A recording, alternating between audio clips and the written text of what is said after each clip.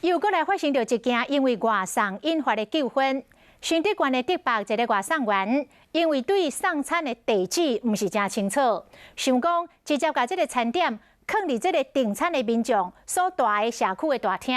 也毋过保全无愿意收甲拒绝，安尼袂得。这个外送员闹人来，叫共款咧做外送的这个同伴联手来拍这个保全，甲人拍到半小时昏迷在地，即摆还阁咧住院。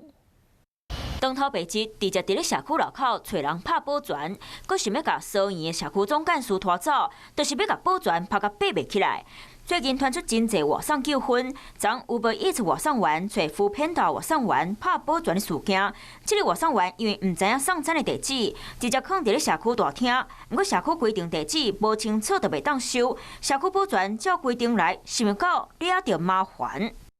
我现在看到这个画面是一个熊猫来的，是他叫来的。保全去互拍到当场昏迷，送去病院了后，搁伫咧观察，到底是结什么冤仇，袂当好好解决，甲人拍到呢？我在外送的 App 上面都有很明显标示我的栋别跟户别，然后这个外送员他没有看，就坚持要把东西留下就走。那我们就是打电话问，那如果说真的他没有接电话的话，我们就是问管理员名字给他，他会知道。